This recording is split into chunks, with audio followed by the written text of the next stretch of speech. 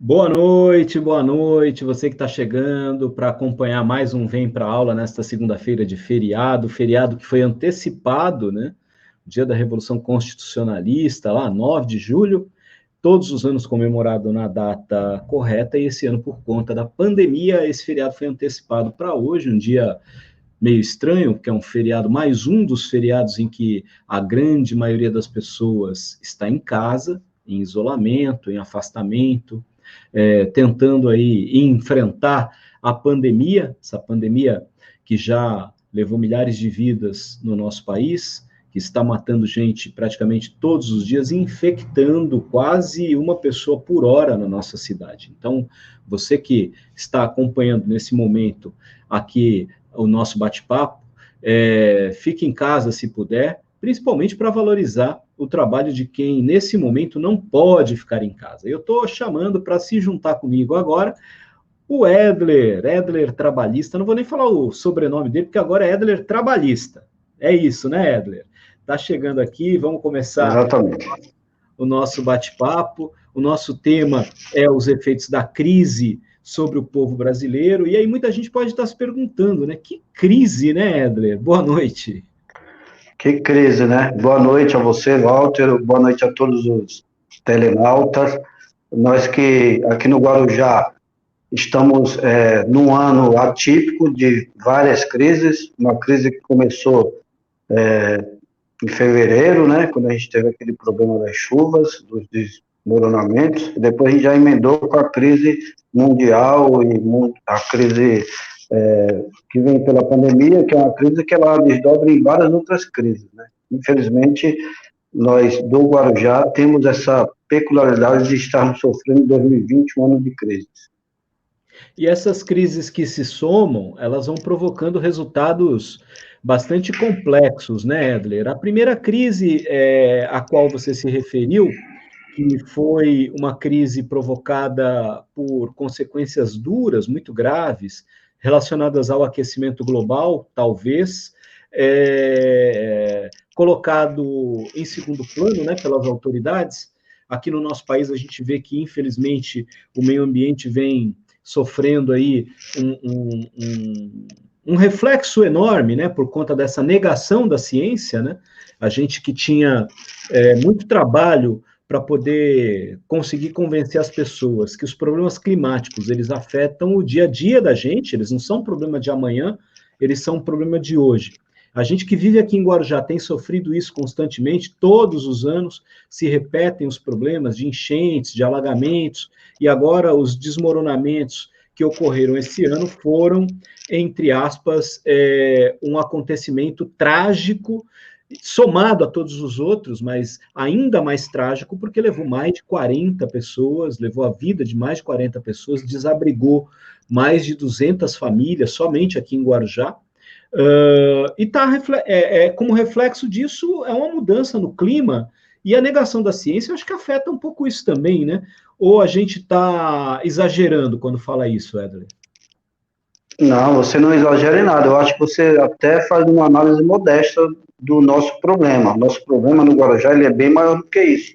Além do problema do desequilíbrio da convivência do homem no meio ambiente, porque o homem faz parte do meio ambiente, assim como tudo que o homem faz acaba sendo integrado no meio ambiente, não só aqui no Guarujá, mas no mundo todo, a gente acaba influenciando direto ou indiretamente nas condições climáticas da nossa cidade e de outras. E por que eu disse que você foi modesto? Porque não foi só um problema de aquecimento global, nem de fortes chuvas, chuvas que a gente nunca tinha visto na nossa região, toda a região da Baixada Santista, e aqui no Guarujá um volume que foi comparado ao dilúvio. Nós vemos que foi também devido a anos e anos de más políticas de habitação no município, falta de controle das áreas de risco da forma devida, falta de projetos habitacionais efetivos e vários outros problemas que não é um problema desse governo ou do governo anterior, mas de vários governos sucederam, e não só o executivo, mas o legislativo também, porque nós sabemos que muitas dessas invasões foram propagadas, foram estimuladas por quem estava em cargos públicos do Legislativo. Infelizmente, e quando a gente vê a conta de ver tantas famílias sofrendo, muitos amigos, muitos familiares que moram nessas situações de risco em vários morros, não porque quiseram somente, mas porque eles não tinham uma opção melhor e não foi dada uma opção melhor. E além dessas perdas, que lamentamos muito e devemos lembrar, trazer para a nossa memória como óbitos que poderiam poderiam ter sido evitados, né? Inclusive, poderíamos pensar até em fazer na cidade um memorial para essas mortes que não foi feito, eu não vi o Poder Executivo nem o Legislativo trazendo essa proposta de fazer um memorial, porque o que está na nossa memória, o que nos faz lembrar dessas mortes é quando a gente passa em cada morro e a gente vê aquela cicatriz em cada morro. Na verdade, mais do que uma cicatriz, né, foi uma decepção, se a gente for comparar com um fenômeno que ocorre no nosso corpo, mais do que uma careca, foi um scalp. Então, isso de fato é lamentável, e não só pelas vidas que se foram, né? Nós tivemos no Guarujá todo, praticamente todos os bairros, inclusive com base num estudo que você, no dia que teve o problema, você postou na sua rede social, e depois eu fui pesquisar a fonte, eu vi lá como que o Guarujá tem tantas bacias, né? E morrinhos que a gente não imaginava que ia ficar 2 dias lá isolado, Vicente de Carvalho, várias ruas, que às vezes uma rua é alta, a rua de trás já é baixa, e você tenta entender o que está acontecendo, e na verdade é que quando foi planejado o Guarujá, e houve um planejamento para o Guarujá, só que esse planejamento ele não foi cumprido. Se você pegar as plantas, você vai ver que Guarujá ele poderia ter sido um município bem organizado, mas hoje a gente tem muitas invasões, infelizmente. E todos sofrendo, todos no Guarujá. Você falou muito bem, né, quando ligou os dois temas, né, que é o tema ambiental e o tema econômico. A gente tem uma desigualdade social muito grande aqui no nosso país, em particular na nossa região. Isso se faz também pela história, né, da cidade, uma cidade que desde o início sempre foi planejada, como você falou, nós temos vários momentos de planejamento, né? Mas sempre esses planejamentos que foram feitos, eles foram sendo atropelados por outros tipos de interesses, ou até mesmo pela necessidade de expansão que, entre aspas, se sobrepõe a qualquer planejamento, né? Então, lá atrás, quando a cidade era uma vila balneária, uma empresa comprou os chalés, a igreja, veio aqui, construiu entre aspas, né, um resort lá nos primórdios do que era essa atividade turística na cidade, com um grande cassino, um hotel, depois foi reformado, construíram outro, mas era um tempo de glamour para a cidade, mas para poucos, né? O Guarujá era para poucos, ele foi planejado para ser para poucos. Depois, nos anos 50, nos anos 60, a expansão imobiliária, que vai se consolidar nos anos 70, trouxe muitos migrantes do Nordeste para cá, e eles foram ocupando essas encostas de morro, nas proximidades das áreas onde os prédios iam sendo construídos. E o que a gente observa hoje é um pouco o reflexo desse crescimento dos anos 70 para cá, que foi acontecendo de maneira desordenada e, como você bem falou, em alguns momentos estimulado esse crescimento por outros interesses, que são os interesses políticos. Então, a gente junta 3 elementos importantes aí: o elemento climático, natural, o elemento econômico e o elemento político. E o econômico, o político e o climático natural, eles se juntam e formam essa grande sociedade que a gente tem, que é uma sociedade de desigualdades. Para superar tudo isso, Edler, a gente precisa ter um olhar que enxergue todas as classes sociais, né? Tem gente que nega a existência de classes sociais, né? Você, do alto da sua visão enquanto sindicalista, graduando, estudante de direito, né? Vai ser aí um operador do direito, você como representante também dos servidores públicos no Conselho da Guarujá Previdência, técnico de segurança do trabalho, servidor público, pai, cidadão, enfim. O Edler, Você enxerga que na sociedade existe essa diferença entre classes sociais, ou isso é uma conversa que deveria ser esquecida e a gente deveria olhar para uma sociedade que tem que todo mundo dar as mãos para lutar por igualdade? Se eu negasse isso, eu negaria minhas origens e o conhecimento que adquiri até hoje, não só no curso atual que estou fazendo de Direito, mas em outros cursos superiores e técnicos que já fiz. Então, eu não posso negar que existe desigualdade. Primeiro, que eu sou alagoano, meu pai e minha mãe vieram para cá com a família e ajudaram a construir Guarujá. Tenho 45 anos de Guarujá, mas nasci lá em Arapiraca, Alagoas, e nunca vou negar minhas origens, e conheço um pouco do Nordeste, conheço um pouco do Sul, fui casado com uma gaúcha, tenho um filho com essa ex-esposa, meu filho, inclusive, está lá em Portugal, ele foi morar com ela lá. Então, a gente não pode negar que Guarujá tem muitas desigualdades, assim como todo o Brasil e todo mundo.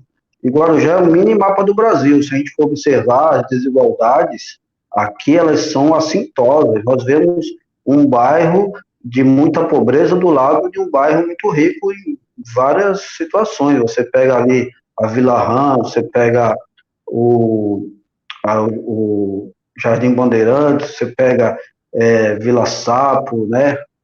Você pega lá no Pernambuco, você pega o Cantagal, você pega todos os locais, praticamente aqui no Guarujá, a gente vê esses fenômenos de desigualdades e de muita pobreza, muita miséria. Nós vemos invasões antigas e invasões novas, e a gente sabe que a nossa sociedade, às vezes, quer cegar os olhos para isso, acha que isso é invisível, né? Na verdade, a pobreza, para quem está numa situação melhor, é invisível, tanto que as pessoas pobres, elas passam a ser invisíveis, ninguém quer ver a pobreza, e quanto mais pobre, mais invisível é. Você vê que o morador de rua, muitas vezes, ele não é percebido por quem tem uma melhor condição.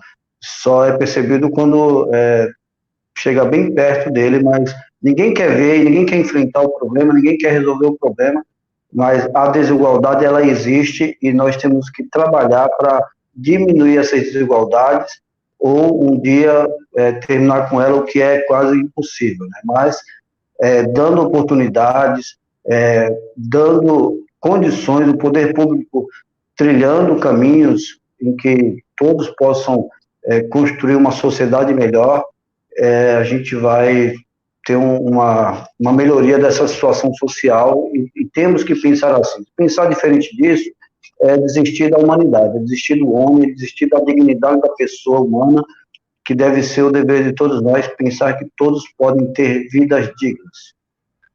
É necessário, nesse contexto, né, Edler, que a gente compreenda bem qual é o papel de cada um na sociedade, né? Como você falou, às vezes as pessoas passam a impressão, quanto mais elas estão degraus acima, né, na sociedade, mais as pessoas têm dificuldade de olhar para baixo e entender que esses problemas que estão nas camadas menos favorecidas, de menor renda, de maior vulnerabilidade social, que esse problema é um problema de todos, né? Não é um problema de quem está lá, né? A pobreza não é um problema de quem é pobre, a pobreza é um problema de toda a sociedade, né? E que nós não vamos conseguir superar essas desigualdades e esses problemas que são graves, que nós temos no nosso dia a dia, que nós temos aí ao nosso lado, ou até dentro de casa, muitas vezes, porque muitas famílias têm pessoas com uma condição de renda um pouco melhor, mas outras pessoas, membros da mesma família, vivem numa condição pior, né? Numa submoradia, enfim, é um pouco assim, né? O brasileiro ele vai lutando para melhorar um pouco a sua condição de vida e, infelizmente, não dá para todo mundo conseguir atingir o mesmo patamar, então muitas famílias acabam sendo assim, um filho, a filha melhora um pouco de condição, os pais não conseguem sair daquela moradia num bairro menos organizado, como você falou. A gente vai vendo pessoas que moram em barracos de madeira, ao melhorarem um pouquinho sua condição, eles não conseguem sair dali, eles vão lá e fazem um crediário, compram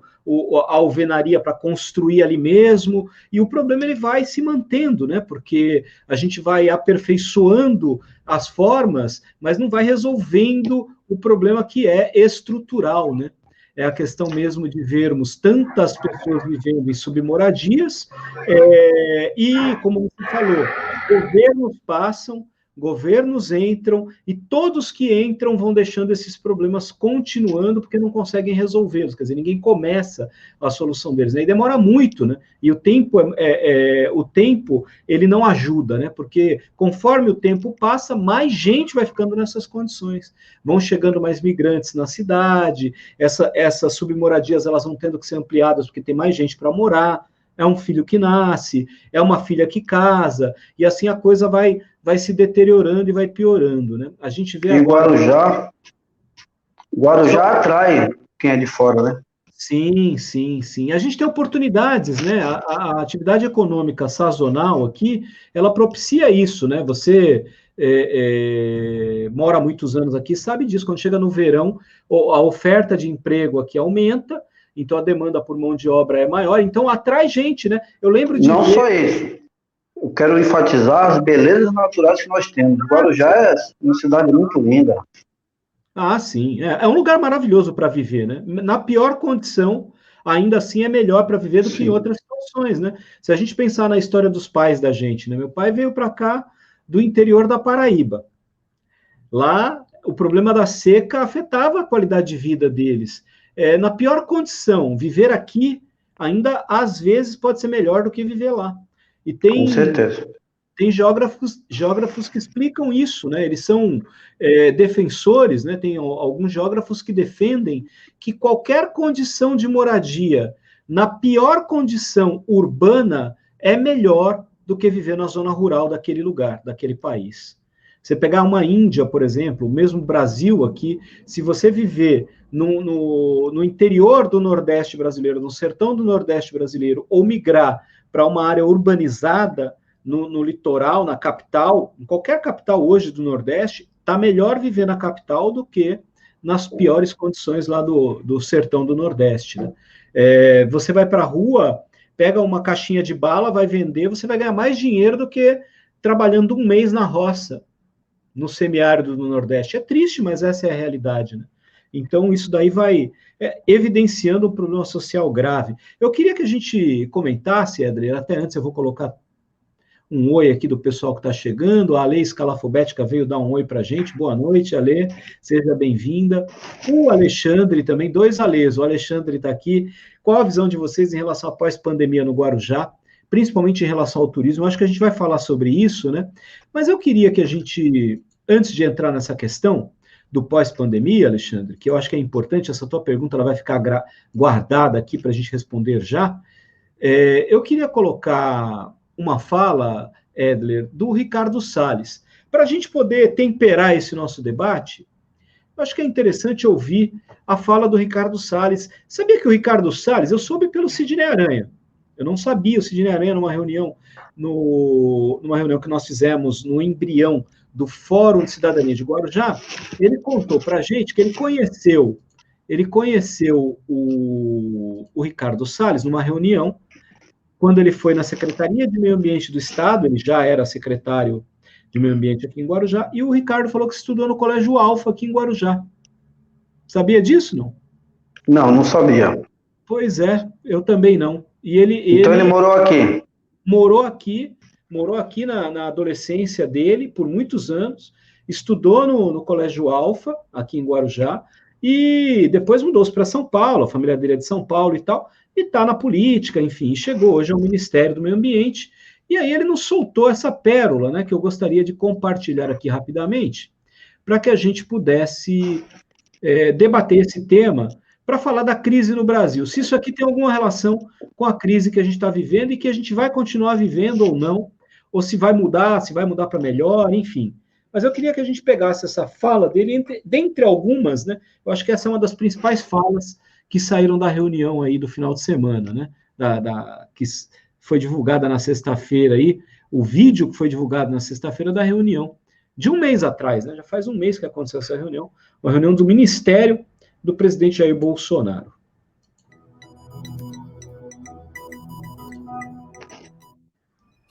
Assistindo atentamente a apresentação do colega Lúcio Braga Neto, na parte final do slide dos transversais ao meio ambiente, mas acho que o que eu vou dizer aqui sobre o meio ambiente se aplica a diversas outras matérias.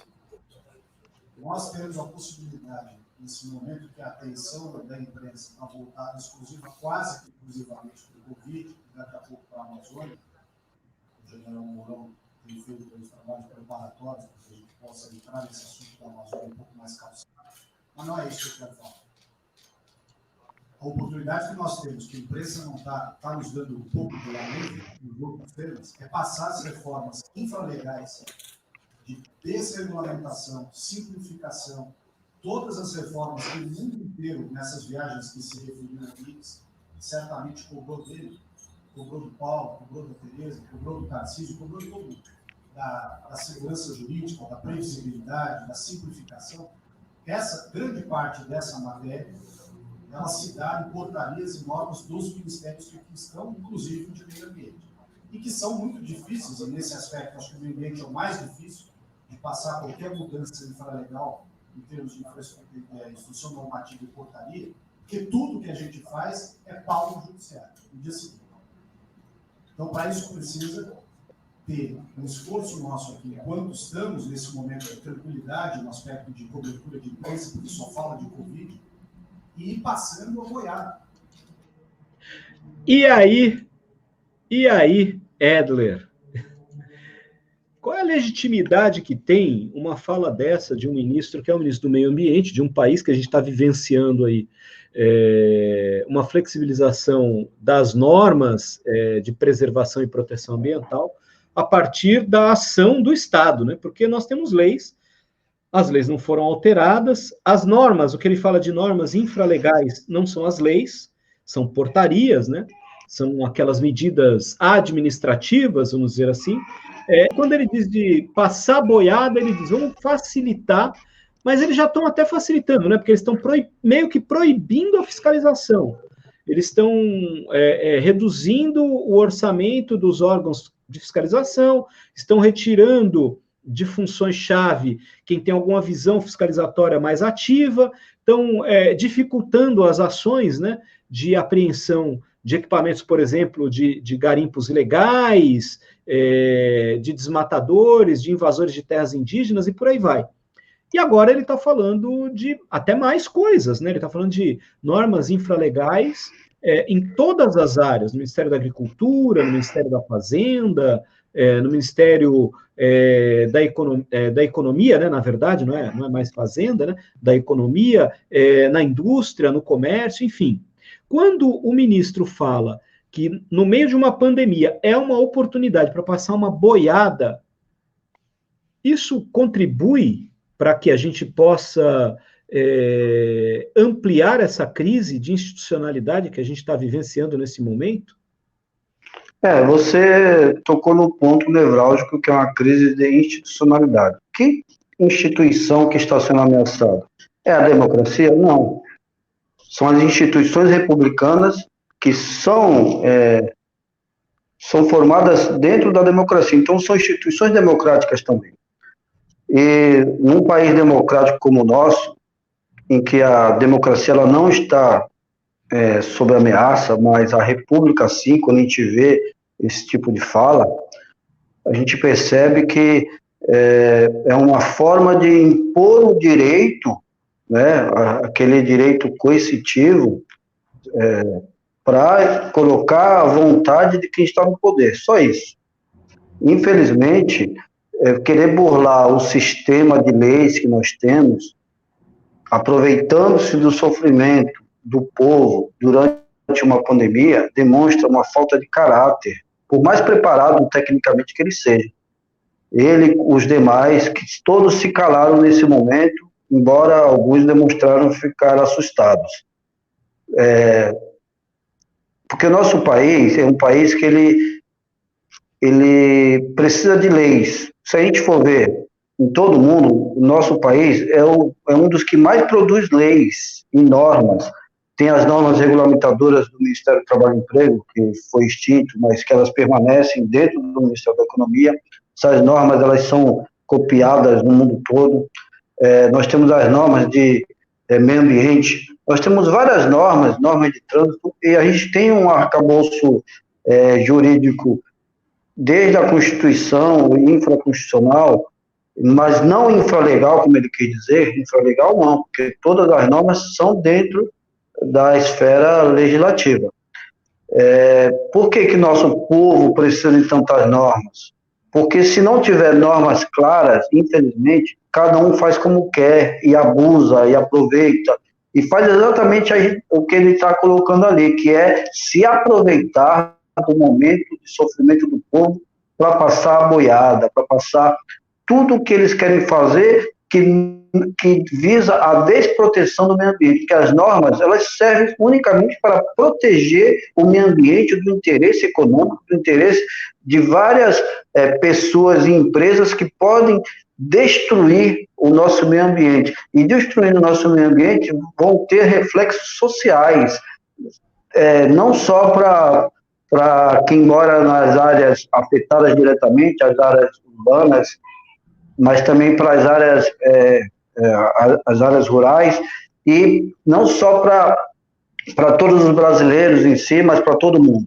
E dentre esses brasileiros, o que me tocou bastante nessa reunião foi ver o desprezo que tem o entrave com relação aos povos indígenas, né? Os povos indígenas que têm sua cultura, são brasileiros também, mas eles também têm dentro da sua cultura, as suas raízes que não podem ser jamais negadas, raízes antropológicas, culturais e seus costumes, e querer agredir o meio ambiente e esses povos que devem ser protegidos, para mim é um abuso muito grande das autoridades, e a gente não pode concordar jamais com esse tipo de coisa, porque isso só vai aumentar a desigualdade social, só vai aumentar, infelizmente, os problemas socioeconômicos do Brasil.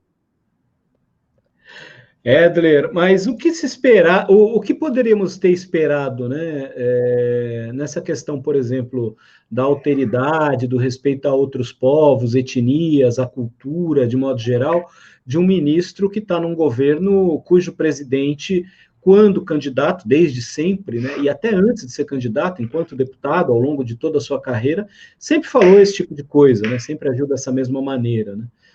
Então era óbvio que a gente já está vivenciando cenas como essa, se a gente tivesse acesso às imagens dessas reuniões, como aconteceu, né? Talvez eles nunca imaginassem que fosse cair em conhecimento público uma reunião como essa, que sirva para eles também, a partir de agora, se policiarem em relação ao que falam, né? Porque numa república, em uma reunião como essa, a gente precisa entender que há olhos, né? Os olhos da população poderiam estar ali, como estão agora, observando tudo que eles fazem, né? Não é possível que a gente viva num país que aceite que eles falem as coisas às escondidas, né? Como eu vi algumas pessoas dizendo assim, né?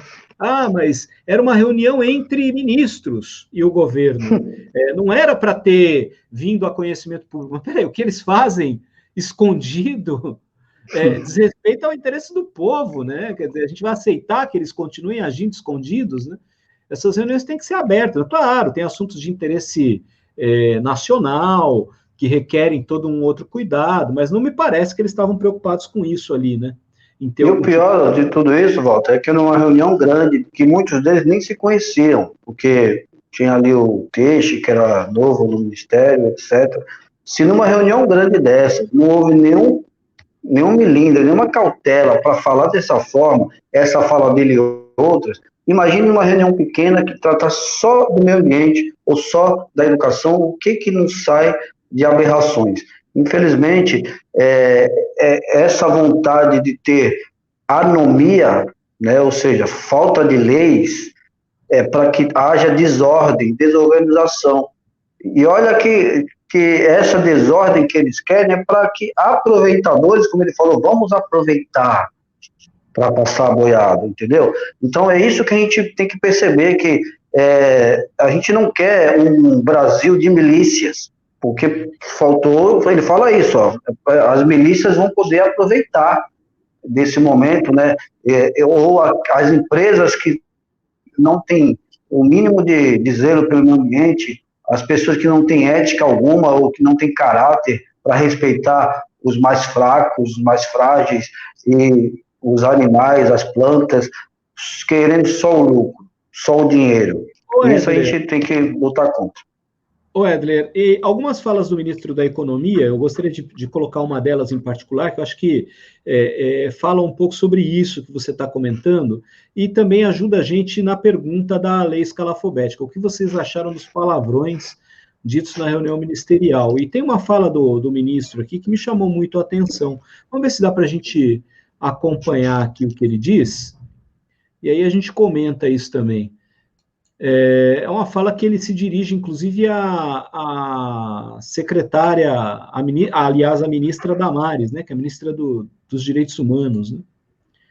Vamos ver aqui a fala do ministro Paulo Guedes.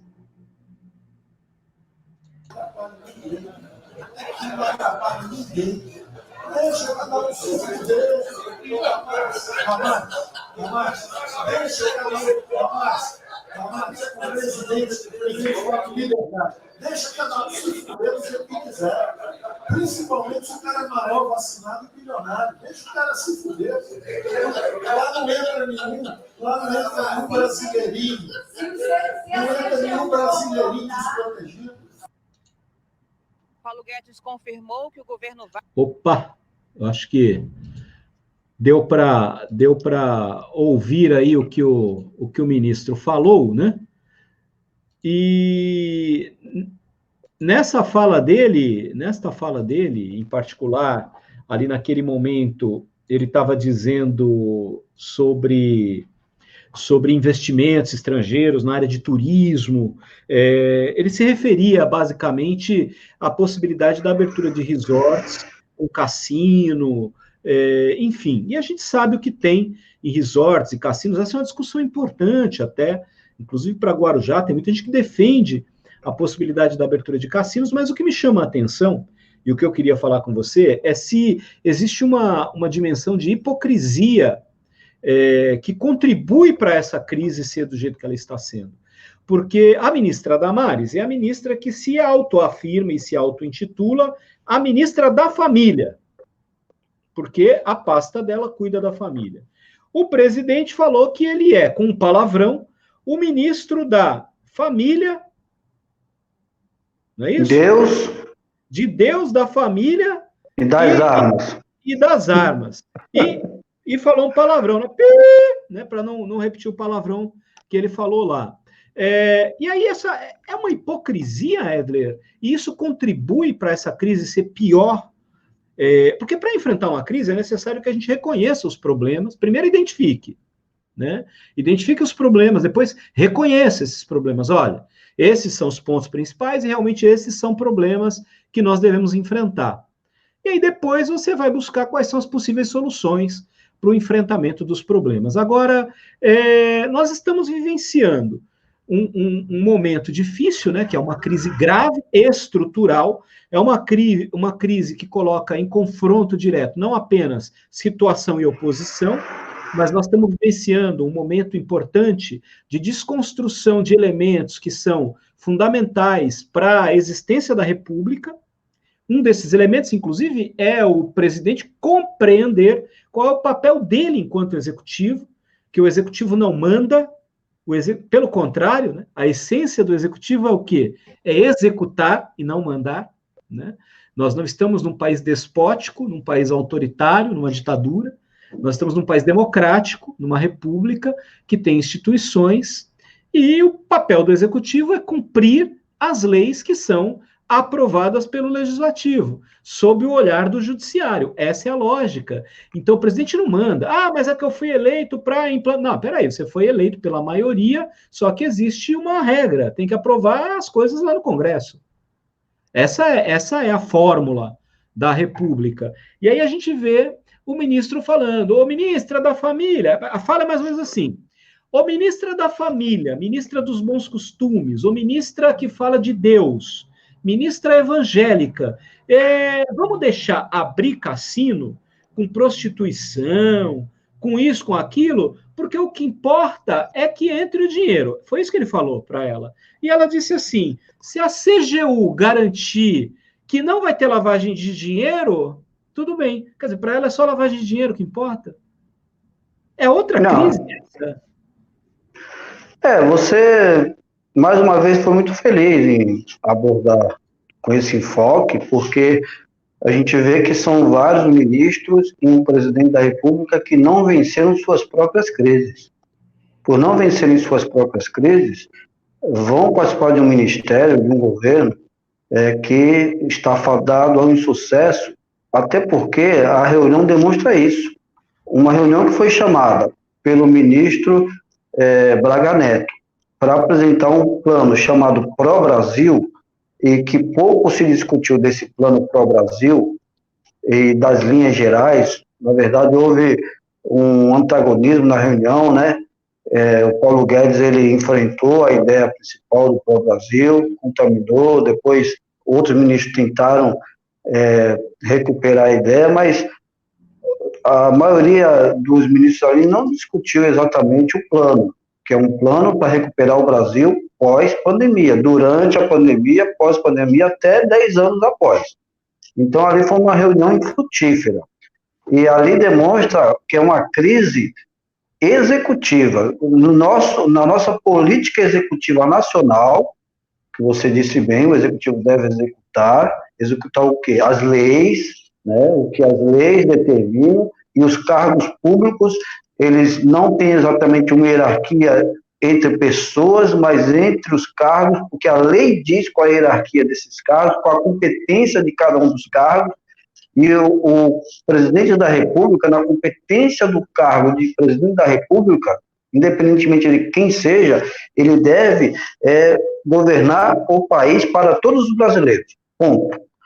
E a eleição, embora possa ser feita para atingir um determinado grupo para ser eleito, a partir do momento que qualquer político é eleito, ele tem que governar para todos. E não é o que a gente vê.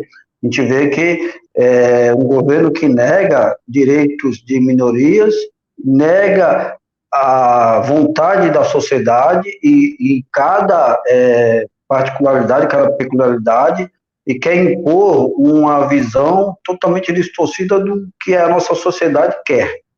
E quando a gente vê esse monte de palavrões, né, a gente percebe que a reunião ela perdeu a sua formalidade executiva, porque quem deveria, que era a maior autoridade ali,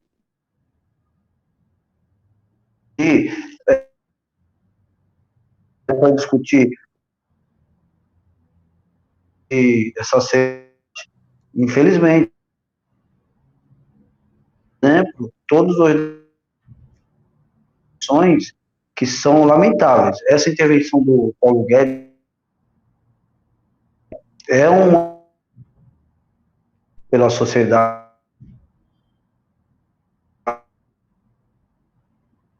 cada um dentro da sua liberdade faz o que quer, e a hipocrisia que você citou, né? Se a CGU autorizar, então é isso, se algum órgão do governo autorizar, pode tudo. E não é bem assim, porque tem consequências que vêm junto com uma regulamentação de jogatinas, regulamentação de prostituição, como ele colocou ali. Cada um que faça o que quiser, mas... E teve uma parte que foi cortada, né? E cada um que faça o que quiser, independentemente da moralidade, dos princípios éticos, cristãos, já que eles se direcionaram diretamente para ela, enquanto alguém que seria da vertente cristã. Então, é lamentável essa banalização do que pode ser feito, né? Eles banalizam tudo e jogam para a coisa mais rasteira possível. Então, o problema do palavrão, ele é grave, porque quebra toda a formalidade da reunião, mas não foi o pior problema. O pior problema foi eles não discutirem a proposta que estava na pauta, que era o programa, o plano Pró-Brasil, que era para melhorar o Brasil depois dessa pandemia. Esse é o grande problema, que a gente vê que eles não tiveram capacidade de terminar uma reunião com uma deliberação. Vamos fazer assim. E o presidente, ele não fala uma vez do programa, ele não fala. Ele deixa os ministros se degladiarem, cada um com a sua ideia, e fugindo totalmente do tema. Todo mundo foi reprovado no Enem, e na redação todo mundo tergiversou ali, saiu do tema, e não dá. Inclusive, o presidente da República, ele não fala uma linha sobre o tema, lamentável, e o tema é de suma importância, que é uma pandemia mundial e uma crise econômica, infelizmente. E quais Ali tem duas questões importantes, né? A primeira é que em nenhum momento eles falam do hoje, né? Do momento atual, da crise em si. E como você falou, a segunda é essa que você está falando, que eles não fazem a previsibilidade do que vai acontecer e, efetivamente, o que se deverá esperar do país, né, do que vai acontecer com o país e do governo perante a crise, né? Não, e o lamentável disso é ver que eles não fazem análise atual do cenário atual e projetando o cenário prospectivo, talvez para não contrariar o chefe. Então, um monte de ministros ali, bajuladores, com falas que a gente percebe que são encaixadas para tentar agradar o chefe. Não é isso que a gente precisa no país. A gente precisa de ministros que tenham uma visão do sistema e que coloquem cada ponto, independentemente do que o presidente acha, que a visão do presidente é distorcida de tudo. Eles têm que colocar quais os objetivos que devem ser alcançados para melhorar o Brasil, e não colocar algo que é contingencial para agradar o presidente. E ambos, eles começam a falar palavrões até talvez para se alinhar com o presidente, e colocam algumas questões ali que são defasadas, que não ajudam o povo brasileiro. Ô, Edler, eu tenho duas falas aqui do ministro Paulo Guedes, para a gente entrar numa outra temática da crise, que vem sendo construída desde o golpe, né? Eu não sei se você trata assim, eu tive muita resistência em tratar dessa maneira no início. Eu, inclusive, falava que eram vários golpes que estavam acontecendo, porque havia uma negativa por parte de forças políticas ligadas ao Partido dos Trabalhadores na época. E eu me arrependo muito de ter feito essa crítica tão profundamente, né? E de, em algum momento, logo no início, ter questionado e aceitado a postura da Operação Lava Jato. Acreditava, sim, que era necessário ter uma operação que passasse o Brasil a limpo, mas logo no início também, em pouquíssimo tempo, ficou muito claro tudo o que aconteceu, né? Muito claro, e aí também não tenho nem muito tempo a perder com isso, porque para mim não tem dúvida, foi um golpe o que aconteceu, um golpe muito duro na democracia brasileira, que está surtindo resultados até hoje, mas a desconstrução de uma série de direitos vem desde esse golpe, né? A eleição em si já foi um processo complexo, a de 2014, eu estou me referindo ainda à disputa da Dilma com o Aécio, né? E a partir dali a gente vem com uma ruptura difícil, né, na construção de legislações que privilegiaram os mais pobres, os mais vulneráveis, enfim, que asseguraram alguns direitos importantes. Aí veio o Temer com um plano de estabilização econômica que acentuava as práticas neoliberais, e agora a gente tem um governo que tem duas cabeças, a cabeça do Bolsonaro, a cabeça do Paulo Guedes, cada uma delas parece que tenta puxar o corpo para um lado diferente, mas o que a gente está vendo aí é um neoliberalismo se acentuando, e a gente sabe bem onde isso vai dar, né? O resultado é muito ruim para quem é mais pobre, para os mais vulneráveis. Mas o Paulo Guedes, ele também elegeu inimigos. E esses inimigos, eles foram eleitos lá atrás, mas eles não tinham coragem de falar, porque os políticos tradicionais não têm coragem de falar quem são esses inimigos. E o Paulo Guedes elegeu um grupo de inimigos. Eu queria pôr uma fala dele, antes dessa reunião até, que explicita bem isso, para a gente debater. Uma matériazinha da Band, quando a Band ainda queria fazer um pouco de jornalismo, depois ela mudou de ideia e agora parece que ela recuperou, né, o ímpeto jornalístico dela depois da gravação do final de semana. Né? Mas vamos ver aqui uma matéria, um minutinho, rapidinha, falando uma fala do Paulo Guedes. Vamos lá.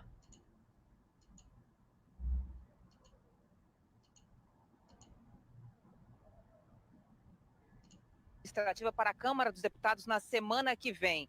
É um pacote de medidas para enxugar gastos, tendo como principal ponto o fim da estabilidade para novos servidores públicos. Durante o evento no Rio de Janeiro, Guedes criticou o reajuste salarial do funcionalismo. Vamos ouvir. O governo está quebrado, gasta 90% da receita toda com salário e é obrigado a dar aumento de salário. O funcionalismo teve um aumento de 50% acima da inflação, de emprego, em aposentadoria generosa. O hospedeiro está morrendo, o cara virou um parasita, o dinheiro não chega no povo e ele quer aumento automático. É isso aí, Edler? Não, primeiro... É um parasita?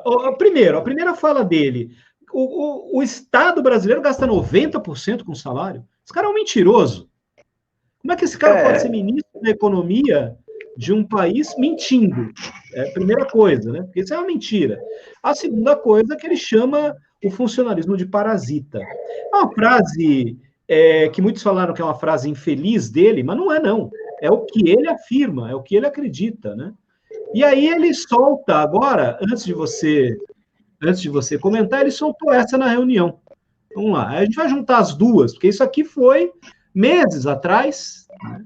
Essa fala do Paulo Guedes, ela ocorreu meses atrás, e quando ele fala isso, teve todo um debate acerca do que ele quis dizer e tal, mas agora, no dia 22 de abril, na reunião, na fatídica reunião, ele disse... E é nessa confusão toda, todo mundo está achando que estão distraídos, abraçaram a gente, enrolaram com a gente, nós já botamos a granada no bolso do inimigo. 2 anos sem aumento de salário. E aí? Bom, primeiro, antes de eu comentar essa fala, eu vou voltar um pouquinho no que você falou sobre o impeachment. Juridicamente, o impeachment não é um golpe. Juridicamente, ele é previsto na Constituição e nós já tivemos 2 impeachments, né? Collor e Dilma. Até aí, tudo bem. Mas, politicamente, ele foi um golpe. Foi um golpe que foi muito caro para a nossa sociedade, para a nossa democracia, e nós vamos sofrer muitos anos ainda as consequências desse golpe. Golpe político, sim, porque qual é a conta que é feita hoje, inclusive, que a gente pode ter o 3º impeachment do Brasil? É o número 172, né? Só você lembrar do 171, põe mais um, que é 172, que é a quantidade de deputados que conseguem segurar a deliberação de um impeachment. Porque se tiver a aprovação de 2/3, começa o processo de impeachment, né? E 1/3 é 171 mais 1 seria 172. Esse é o número que o governo, a conta que o governo faz para evitar o seu impeachment, porque todas as condições para um novo impeachment, e que não seria um golpe político e não seria um golpe jurídico, porque juridicamente está previsto na Constituição, e politicamente, eu acho que agora nós estamos sofrendo um golpe. Nós, brasileiros, estamos sofrendo um golpe por não ter um impeachment. Porque tudo que esse governo já demonstrou, tudo que esse governo já fez, é não ter uma mudança, sendo que a gente tem um vice-presidente da República, e se não der esse vice-presidente, tem condições de chamar uma nova eleição, porque já ficou comprovado que o crime de responsabilidade, e crime de responsabilidade não é em si um crime, mas é uma falta grave do ponto de vista político-administrativo que prejudica o país. O que a Dilma fez, que todos os demais faziam antes, e o Temer, a primeira medida que ele faz é regulamentar o que ela fazia, que chamaram na época de pedalada, e acho que a maioria dos brasileiros foi contaminado pelas matérias da época, e pensou até que era verídico aquilo, né? A grande maioria dos brasileiros. Mas hoje nós somos nós sofremos o golpe de não ver o impeachment. E porque enquanto Bolsonaro estiver lá, todos nós, pela reunião, nós já percebemos que o Brasil só vai afundar, infelizmente. Então, o que eu tinha para falar sobre o impeachment, né, é isso, que foi golpe e, ao mesmo tempo, foi um golpe amparado pela legislação, pela Constituição. E hoje a gente sofre um golpe por não ver um novo impeachment. Espero que a coisa não se acentue e se for necessário, a gente consiga, né, pelos políticos, veja bem, depende de quem foi eleito. Então, não foi só quem votou no executivo. Aí entra, no Brasil todo, quem votou no legislativo, porque nas duas casas legislativas nacionais, tanto a Câmara quanto o Senado, depende de uma maioria absoluta, uma maioria qualificada, na verdade, de 2/3, para que haja essa intervenção política para resolver um problema de gestão, que nosso problema no Brasil hoje é um problema de má gestão. Com relação ao Paulo Guedes, esse é um dos ministros mais nocivos para toda a sociedade brasileira, não só para os servidores. Ele escolheu o servidor e, na fala dele, quando você pega a fala completa, ele fala de 3 torres, ou seja, ele quer derrubar essa torre, e desde que ele assumiu, antes dele assumir, na verdade, ele já planejava derrubar essa torre. E é fácil falar que servidor é Marajá. Veja que foi o que o Collor falou na época, que servidor tem privilégio, que é o que tem sido dito nos últimos 6 anos. É fácil atacar quando você pega genericamente o que é o servidor. Porque existem servidores de carreiras que são bem remunerados, existem. Mas se você pegar a realidade do Guarujá, a gente vai ver que tem muitos cargos, tem salários que estão na média do mercado de trabalho da região. A grande maioria, mais de 70%, recebem salários baixos. Você vai ver, e qual que é a referência que eu falo de salários baixos? Eu ponho assim, salários baixos, até o teto do INSS. Que até o teto do INSS você consegue, na iniciativa privada, também ter salários que chegam lá. Agora, acima desse teto do INSS, que hoje é R$6.000, a gente começa a ver vários níveis de remuneração no município, e quando você pega a realidade de cada município, a realidade do Estado, de São Paulo, de todos os 27 estados, e a realidade da União são realidades distintas. Na União, você vai ver que existe uma parcela de servidores que tem altos salários, mas também tem servidores que têm baixos salários. E depende da carreira, depende de benefícios individuais. Generalizar isso e querer atacar o servidor com a desculpa de que está trazendo uma solução é uma grande falácia, porque, na verdade, está provocando um problema maior ainda. Porque, para o governo, esses servidores, eles acabam contribuindo mais para os cofres públicos com os salários adequados do que com os salários achatados. Por quê? Um dos grandes problemas que nós temos no Brasil é a carga tributária. Dentro dessa carga tributária, nós temos a mordida do leão, né? O imposto de renda. Quando você deixa de reajustar o salário do servidor, e olha que é um reajuste, não é um aumento. Aumento é uma coisa, reajuste é outra. O que é o reajuste? Se você recebe R$1.000 hoje, daqui a um ano, nós tivemos uma inflação de 10%, esse R$1.000 de hoje, daqui a um ano, ele não é mais R$1.000, ele é 900. A cifra, você vai ver 1.000, mas o poder de compra desses 1.000 não é mais o mesmo poder de compra de um ano atrás, ele passa a ser um poder de compra reduzido em 10%. Então, 1.000 não é 1.000, é 900. Só para lembrar a Dilma, né? Que às vezes ela falava umas coisas que muitos criticavam, mas 1.000 não é 1.000, 1.000 é 900, é só para a gente lembrar que mas é isso. É uma reposição da inflação, é uma correção. Exato.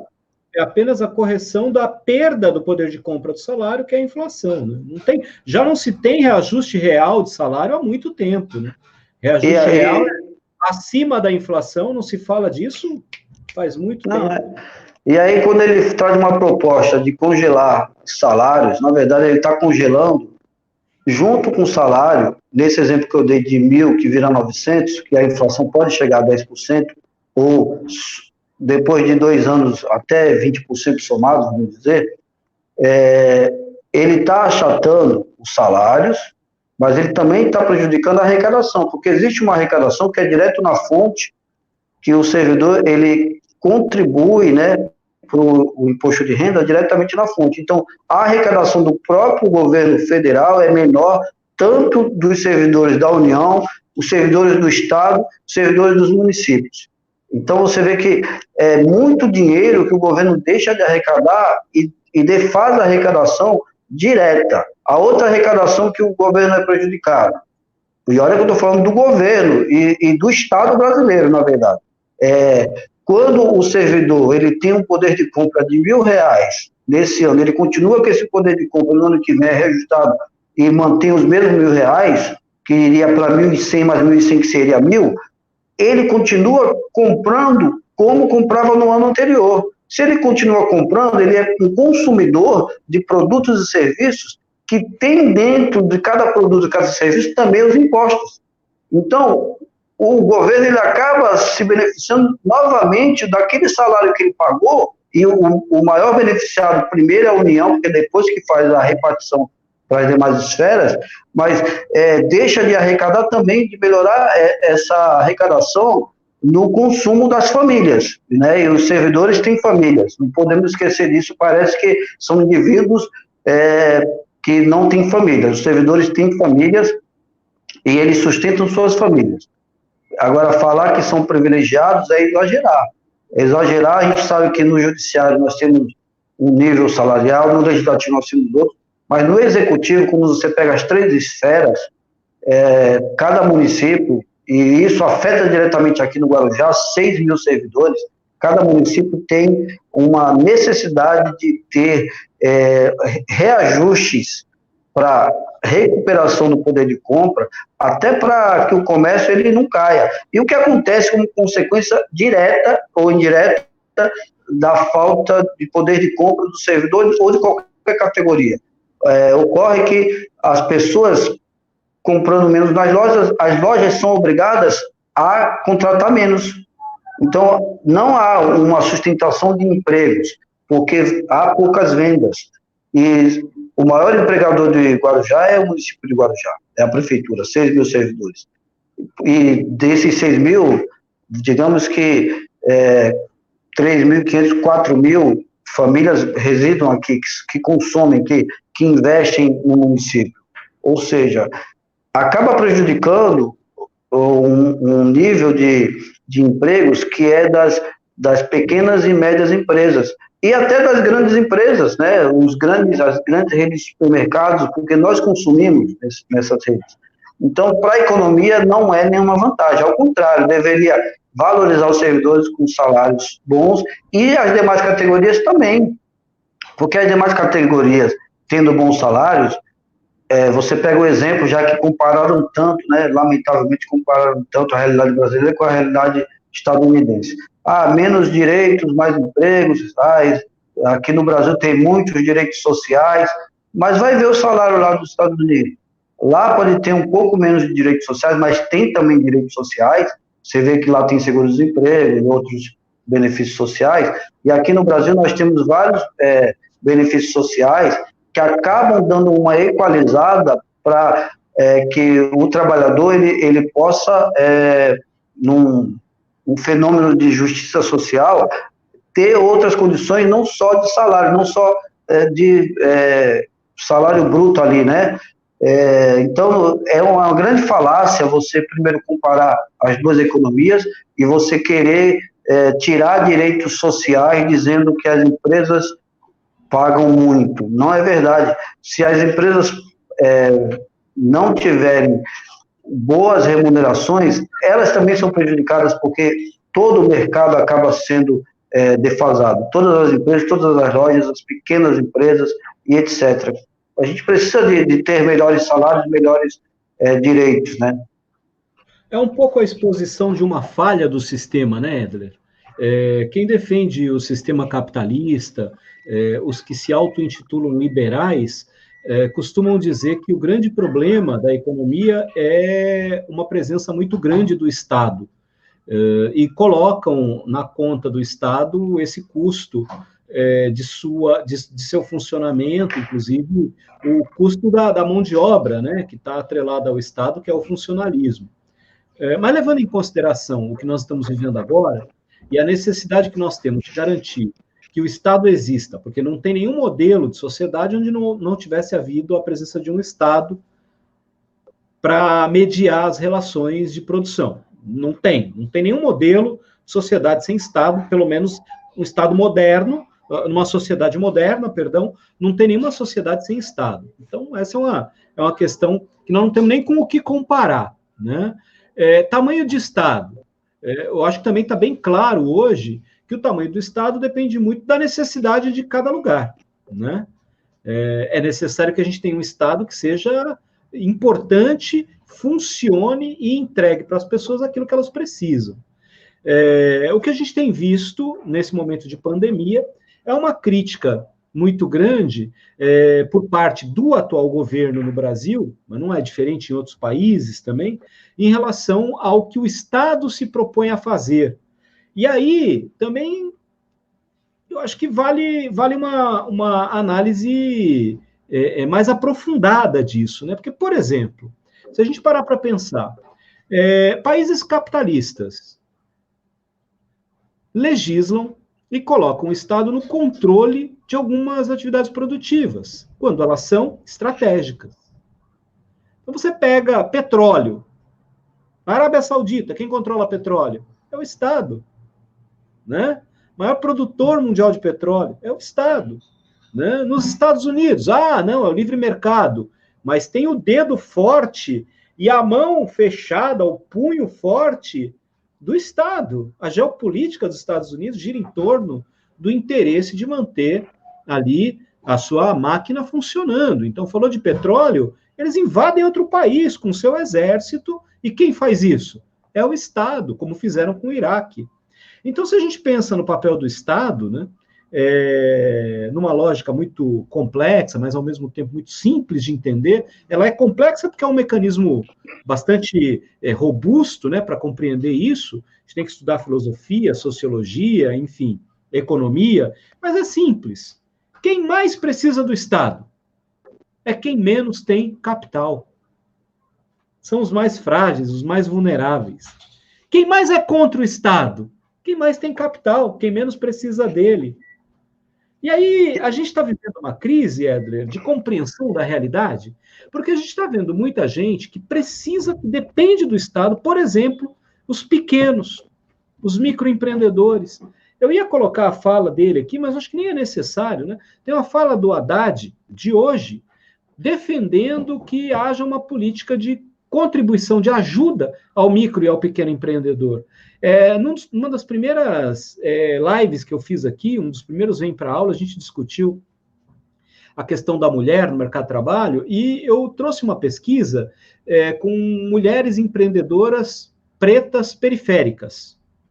Mulheres empreendedoras pretas periféricas. A pesquisa com 330 mulheres, aproximadamente, eram 330, se eu não me engano, o número, todas elas empreendedoras pretas e periféricas, e perguntaram para elas, o que é que você precisa neste momento? Isso era o início da pandemia. Para você, olhando na perspectiva de 3 meses para frente, o que é que você precisa para poder sobreviver, para poder manter seu negócio vivo? Microempreendedoras individuais, MEIs, que podem faturar no máximo 5 mil por mês, 60 mil por ano, se eu não me engano é isso, né? Ou é 10 mil, não lembro se aumentou o valor, mas enfim, é pouco, e pode contratar um funcionário. Nós estamos falando aí de quase 40% das empresas brasileiras. É quem mais emprega, é uma quantidade significativa de empreendedores e tal, e não tem nenhuma política para elas. O Estado não está olhando para elas. Não está olhando. E elas falaram assim, olha, em média, elas precisavam, para manter sua empresa viva, entre R$ 1.500 e R$ 2.500. Ao longo de 3 meses, seriam R$ 7.500. Qual era a dificuldade, você que é certificado, inclusive, como investidor, qual seria a dificuldade para um país como o Brasil de emitir uma dívida para poder emprestar R$ 10.000 para esses pequenos empreendedores a fundo perdido? De vender esse título por 20 anos e emprestar 10, 20 mil reais agora para o pequeno empreendedor, para que ele possa pagar em 20 anos, para ele não quebrar nesse momento. Compreende? Assim, o Estado, só o Estado pode... O banco faria isso? Não faz. O banco não faz isso. Quem faria isso? O Estado. Quando você ouve essa discussão, nós temos uma crise ou é outra hipocrisia o que a gente está vivendo? O Estado faz parte de uma crise? Não. Teríamos que realmente lutar contra o Estado? Faz sentido isso, Éder, na tua visão? Bom, o vírus, coronavírus, ele é invisível, né? Mas ele trouxe para a visibilidade vários problemas, primeiramente. Quando nós vimos aquela reunião lá no STF, que o presidente da República levou alguns empresários lá e fizeram uma comparação, né, de CPF e CNPJ, a gente viu a realidade que muitos não querem ver e não querem valorizar, que é que o trabalhador é que produz riquezas para esses capitalistas. Então, hoje nós vemos um capitalismo de produção no Brasil que é muito baixo e vemos um capitalismo financeiro muito alto. Muita gente investindo em papéis para ter retornos, em papéis públicos e papéis privados. Mas o principal que tem que ser estimulado aqui no Brasil é uma indústria forte, e essa indústria que ela trabalhe com pequenas empresas e microempreendedores. É o que a gente precisa como um plano para recuperar nossa economia. Isso não é algo bem complexo, mas em linhas gerais, na minha visão, seria isso. E quando você fala das empreendedoras, dos empreendedores que são empresários, né, são microempresários ou pequenos empresários, a gente tem que considerar que essas pessoas são trabalhadores que têm um posto de trabalho, que estão investidos no posto de trabalho, e ela não tem a mesma condição de uma grande empresa que tem muito capital. E aí, quem deve entrar com capital, você disse muito bem, deve ser o Estado viabilizando recursos por bancos públicos ou estimulando que bancos privados façam. E um dos erros dessa pandemia foi que o governo liberou trilhões para os bancos, mas não exigiu que esses bancos ajudassem as pequenas empresas, ajudassem os trabalhadores, porque muitos que estão querendo pegar empréstimo não estão conseguindo no momento que precisa, né, que eles precisam, e a gente vê que é uma falha do sistema, porque banco hoje é um dos maiores vilões, na verdade, esse sim deveria ser enfrentado para que as regras do jogo mudassem, e aí, ao invés de enfrentarem os bancos, enfrentam quem? O servidor é inimigo, e não o banco que ganha de tudo que é jeito, ganha do governo, ganha do pobre, ganha do trabalhador, porque nada é de graça, são taxas elevadíssimas, até se você fazer uma transferência de R$100 de uma conta para outra, até nesse momento de pandemia, que você não pode ficar saindo, você está no isolamento, você vai pagar R$10. Faz um TED e você está pagando R$10 em cada transferência, ou um DOC. Isso aí para mim é um absurdo. R$10 parece que não é nada, mas soma R$10 de todos. Então o banco ganha de tudo que é lado, ganha do governo, vende papel podre para o governo, e o governo não exige que esse banco ajude as empresas, a população. E a gente tem que rever isso, tem que rever a nossa dívida pública. Quando o Paulo Guedes falou que 90% do orçamento é para pagar servidor, é uma grande falácia, porque 50% do orçamento, na verdade, a execução do orçamento é para pagar dívida. E uma dívida que precisa de uma auditoria. Se não tiver uma auditoria dessa dívida, a gente vai continuar pagando só os juros da dívida, que a gente não paga dívida, a gente só paga os juros. Para quem? Grandes empresas, grandes capitalistas do exterior e interior do Brasil. Então, a gente precisa mudar. O sistema que cobra a dívida é o mesmo sistema que dá a nota para quem paga a dívida. E essa nota tem um valor elevado, porque ela precifica no futuro um valor muito maior. Aí fica complicado. A gente tem que mudar, tem que rever isso. Ninguém fala no fim do mercado, né? Você não ouve ninguém falar do fim do mercado, né? E é nesse momento o que está fazendo a gente viver uma pandemia ainda pior é exatamente a existência de um sistema que transforma o tempo da gente em tempo de produção e não tempo de vida, né? A gente está vivendo isso agora na questão, por exemplo, da educação, a necessidade de colocar o conteúdo em movimento, de cumprir os dias letivos, as horas, como se a vida não significasse nada nesse momento, né? Nós não podemos parar 1, 2, 3, 4 meses, porque o tempo, como diz o poeta, né, o tempo não para. Mas que tempo é esse que não para, né? A vida para. Se o teu coração parar de bater, você morre, né? E tem gente morrendo por causa dessa doença, muita gente, aliás. E a gente vê os sistemas se beneficiando disso, né? Eles precificam dólar, eles precificam a dívida pública, eles precificam o investimento, eles precificam as ações, sempre a partir de alguma crise que é criada. Então, na sexta-feira, 5 da tarde, saiu a fita, saiu a gravação, aliás, não é fita, né? Estou falando de coisa antiga. Saiu a gravação, liberaram a gravação. Por que 5 da tarde? Porque o pregão da Bolsa de Valores já teria terminado, já teria fechado. Então, qual era a lógica? A lógica era divulgar só na sexta, para não impactar na Bolsa.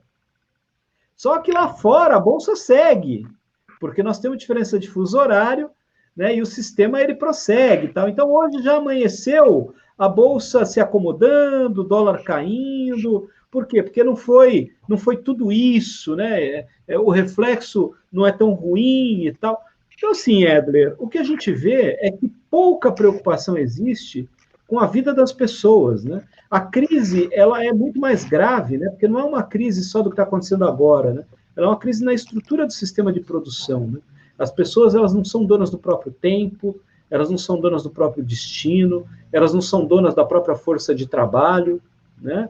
Elas podem até escolher, não quero mais trabalhar para você, mas como é que ela faz para sobreviver, né? Como é que ela faz? Essa pandemia, ela trouxe várias crises, né? O tema que nós estamos discutindo. E a primeira crise, na verdade, é uma crise social, para depois vir a crise econômica. Social por quê? Quando você fala de saúde pública, está dentro da ordem social. Quando você fala da educação pública, está dentro da ordem social. E aliás, até a educação privada está dentro dessa social. Por que ela está dentro? Porque o primeiro sistema que foi afetado foi o sistema educacional. O primeiro colapso era o sistema educacional, quando todas as escolas são obrigadas a fechar. E aí, os professores não têm instrumentos, ferramentas para dar continuidade às aulas, e muitos alunos, não, mesmo que você tenha a maior tecnologia do mundo, não vão conseguir acompanhar o ensinamento que é prestado do professor presencialmente. Crianças que estão começando na escola, por exemplo, estão nos prés, né, nos primeiros anos, vão ter muitas dificuldades para conseguir estudando e acompanhar um calendário que isso que é o grande problema das secretarias de educação. Elas estão mantendo esse calendário fechado, o calendário de 2020, que não pode ser alterado, e o professor que se vire para se estruturar, porque muitos não têm a estrutura que é exigida para os sistemas, e para cumprir as metas objetivos desses calendários. Mas onde está a produção do conhecimento para o aluno? Que talvez fique defasado isso, e eu acho que fica muito defasado para o aluno. Eu mesmo, no curso superior que eu faço, nós tivemos que nos adaptar, estamos tendo aulas que são teleaulas, que você tem que estar presente no horário da aula, não é uma coisa gravada para depois. Mas muitos colegas, assim como eu, têm dificuldades, e a gente tem que superar. Então, vários colapsos sociais, para depois a gente pensar no colapso econômico. E esses colapsos sociais, do sistema de saúde, do sistema educacional, eles mostram que o nosso modo de vida é um modo viciado, né? Porque a gente está acostumado àquela rotina de aglomerações, aquela rotina do trabalho frenético, aquela rotina de menos tempo para nós. A gente, quando vê, a gente está enclausurado dentro das nossas casas, quem está seguindo as medidas de isolamento, distanciamento, sente uma grande diferença, mas para a gente pensar.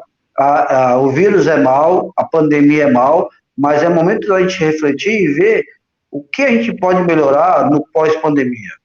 O que a gente tem que mudar das nossas vidas, das nossas famílias. E uma coisa interessante, que é, voltando aqui para a temática do Guarujá... É a pergunta do Alexandre. A pergunta do Alexandre aqui. Sim, sobre o Guarujá e o Brasil, nós temos 3, 4 gerações vivendo na mesma casa.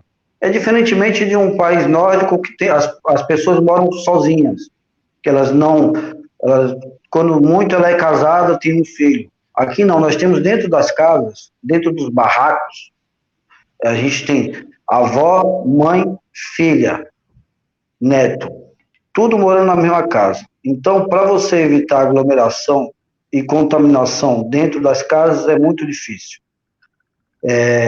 Eu só peguei esse gancho para a gente entender que aqui o risco de contaminação ele é muito mais alto, por isso, porque a nossa realidade, que o ser humano é gregário, ele vive em grupos, mas nós, no Brasil, nós temos muitas famílias que são obrigadas, por falta de condições econômicas, sociais, financeiras, a viver agrupadas, de fato, aglomeradas em pouco espaço dentro das famílias, e essas famílias que têm que buscar o ganha-pão e acabam, muitas vezes, sem querer, trazendo o vírus para dentro de casa. Então, é muito preocupante isso. A pergunta do Alexandre é com relação ao Guarujá pós-pandemia. O Guarujá pós-pandemia, que a gente espera que a gente supere esse 2020, que foi um ano muito ruim para o Guarujá, e eu já falo o ano todo, porque eu acredito que essas medidas de restrição elas vão até o final do ano, porque os números são muito altos aqui na cidade, na região. A nossa região está com um nível de contaminação maior do que a média do estado de São Paulo, e tem pessoas morrendo. Eu acredito que a gente vai, mesmo que voltasse a uma pseudo-normalidade, nós estaríamos fadados a um 2020 que é só para tentar sobreviver. E pensar numa vida pós-pandemia, e pós a nossa primeira crise aqui, que foi uma calamidade pública, ambiental e social, que juntou tudo e trouxe aquelas mortes, a gente vai ver 2020 com muita esperança, mas com muitas reconstruções. E falando exatamente do turismo, eu acredito que o turismo ele vai ser uma das áreas que no mundo todo ele vai se recuperar facilmente. Principalmente o turismo próximo, né? Que o turismo distante, ele vai demorar um pouquinho mais, talvez, para recuperar. Mas, por exemplo, nós aqui, o Guarujá é formado por muitos nordestinos, né? Quem sabe, depois da pandemia, quem mora aqui vá visitar o Nordeste, quem está no Nordeste venha visitar familiares aqui no Guarujá. Então, acaba sendo uma espécie de turismo, porque as pessoas vêm para a casa de familiares, mas elas vão visitar os locais. Outros que não vão ficar em casa, vão querer visitar outras cidades. O Guarujá tem uma possibilidade muito grande de atrair turistas, né, de perto e de longe. E acredito que o Guarujá tem que melhorar muito as suas políticas públicas de turismo, até na divulgação, e alguns fatores que são importantes. Mas, hoje, lamentavelmente, a gente vê que as pousadas, os hotéis estão sendo muito afetados. Santos deu uma solução para manter ali um nível de sobrevida para esses hotéis e pousadas, que foi fazer contratos da prefeitura com hotéis para que servidores que estão trabalhando na pandemia pudessem ficar alojados nesses locais. Não todos, mas em alguns locais. Seria uma forma do Guarujá. A gente fez essa proposta, inclusive, do sindicato para a administração, e não teve um retorno, porque aí você pegaria pousadas com todos os cuidados de higiene e orientação para quem fosse usar, que seriam servidores da saúde, por exemplo, e esses servidores não levassem doença para suas casas.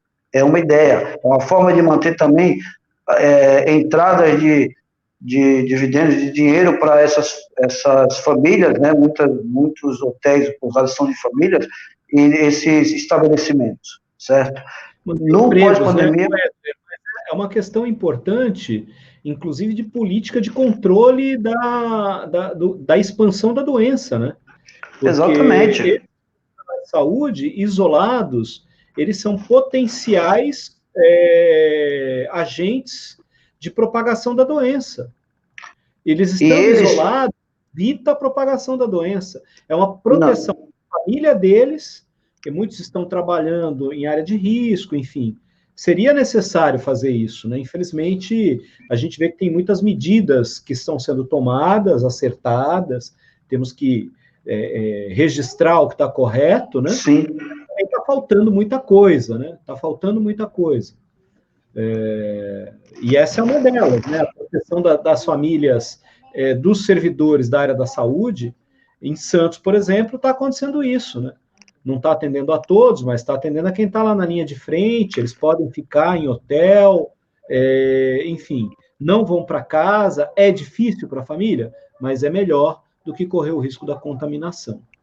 Quando a gente faz um pedido pelo sindicato, em primeira análise, quem não se aprofunda e não analisa o pedido, ele pensa assim, esses caras pedem demais, para que o servidor quer isso? Ele não faz essa análise que você fez, que é melhor para evitar a proliferação da doença.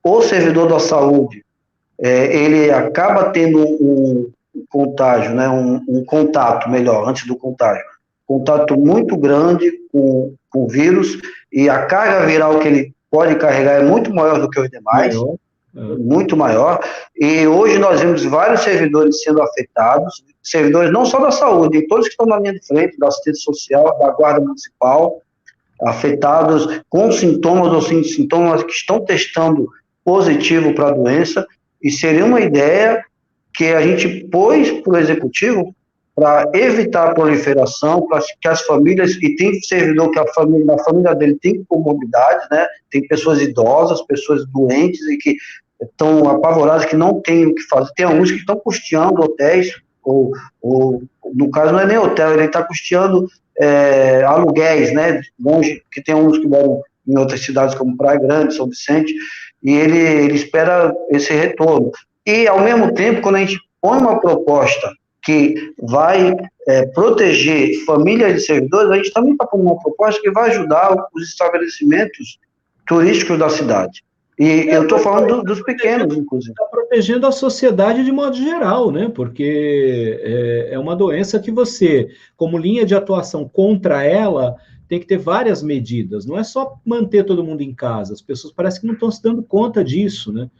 Tem uma discussão muito, muito equivocada em relação a como enfrentar essa pandemia, né? A gente aprendeu com o exemplo lá de fora.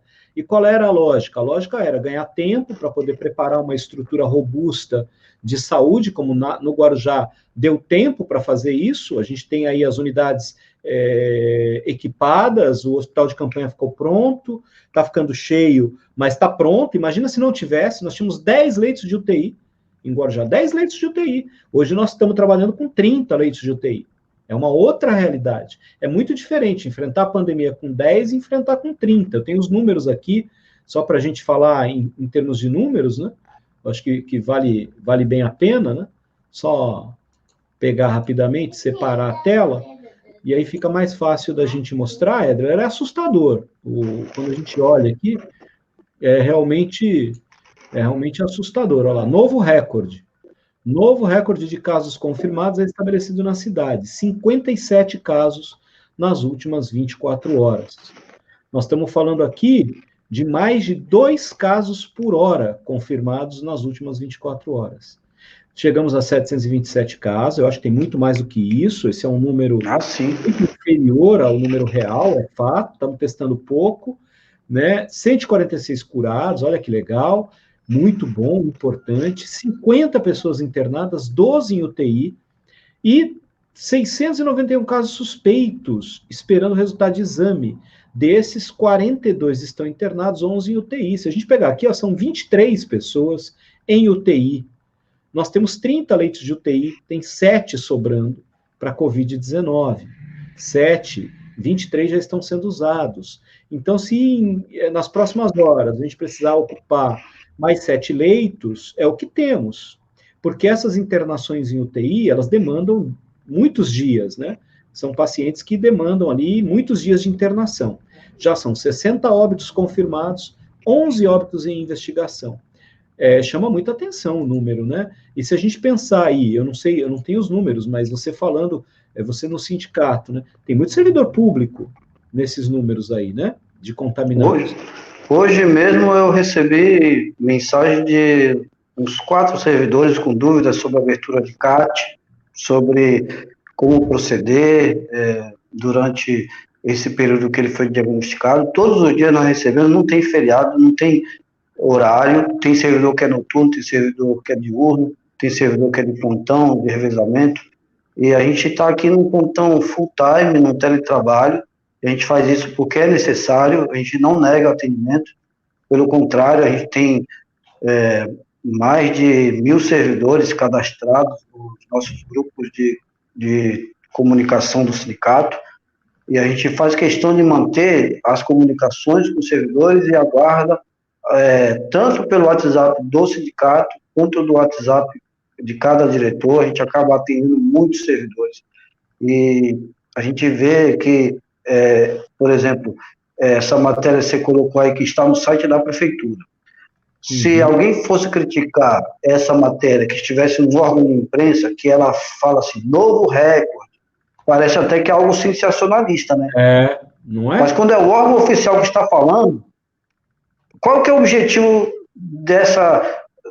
desse título? Chamar a atenção para a população. Um novo recorde, é um novo recorde que demonstra que nós estamos, talvez, no caminho certo, mas que muitas pessoas não aderiram a esse caminho certo. E muita gente contaminada, há muita notificação de casos, e ali você falou uma coisa que talvez não seja a realidade, porque o número de leitos de UTI ocupados com coronavírus é esse, 23, faltam 7. Mas será que não tem nenhum leito ocupado que não seja por coronavírus? Não, tem 30 leitos, eu confirmei isso no final de semana, enfim, e a própria tribuna publicou, nós temos 30 leitos de UTI específicos para Covid-19 no SUS, nesse momento. No SUS. No Santo Amaro, para você ter uma ideia, eu estava olhando Santo Amaro, os leitos Covid-19 da rede particular, eles já estavam acima da capacidade. Hospital Dom Domênico, Hospital Guarujá, que são os hospitais particulares que têm lei de UTI aqui, não conseguem mais receber Covid-19 por convênio particular. Não. Então, você está me dizendo que são 30 leitos públicos e a gente tem outros leitos que não são públicos. Então, tem muito mais pessoas internadas em UTI. Não, aí a gente tá com o número de Covid-19, são todos os casos notificados, entre público e privado. É que no privado tem mais gente usando, mas são poucos leitos de UTI Covid no privado. São 3 no hospital e 4 no outro. Mas é um número que assusta, Edler. Assim, se continuar do jeito que está, porque é uma questão estatística. Quanto maior o número de casos, maior é o número de internações, maior é o número de óbitos. Então, é uma lógica, né? É uma lógica estatística. E a doença está progredindo. Quanto mais passam os dias, mais aumenta a progressão da doença. Mas então não adiantou nada o isolamento? É o contrário. Se não tivéssemos feito o isolamento, já estaremos vivendo caos.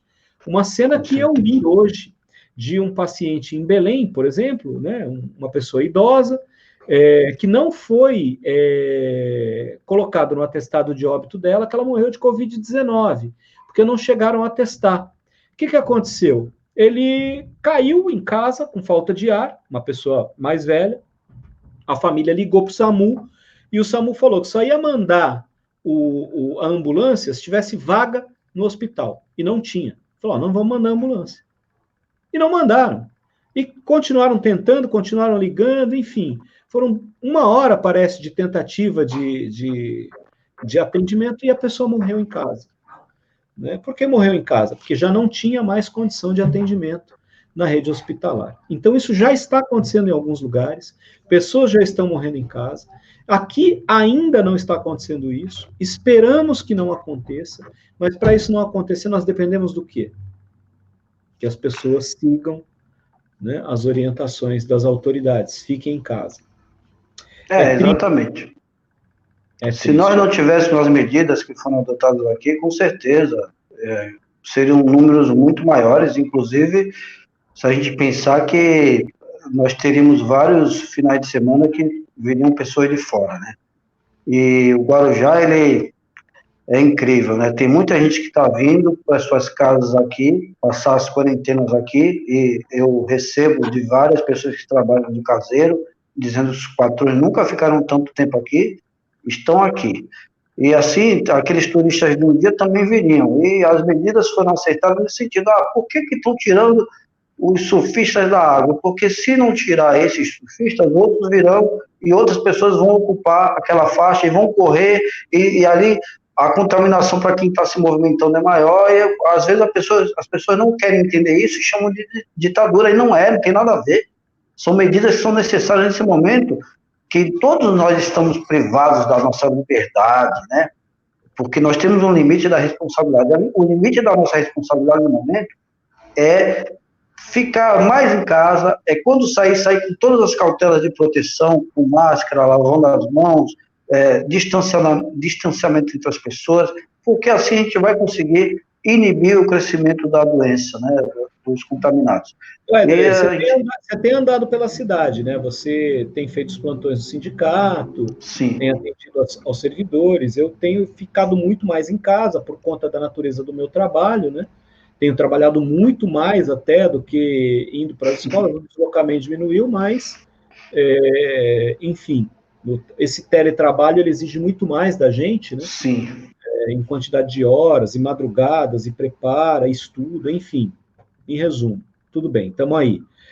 Mas aí, no final de semana, eu saí de carro, com máscara e tal, para dar uma olhada, e saímos de carro, e rapaz, eu andei aqui pela orla da praia da Enseada de carro, e eu falei, não é possível. E comecei a contar. Fui contando, e falei para minha esposa, vamos contando aqui, ó, quem está de máscara e quem está sem. Aí eu perdi a conta, parei. Porque tinha mais gente sem máscara do que usando máscara. Depois eu conversando com outras pessoas, eu falei, não é comum, eu tenho até caminhar, tem gente que está caminhando, andando de bicicleta, tal. Não estou aqui para julgar ninguém, mas eu acho que é complexo, né?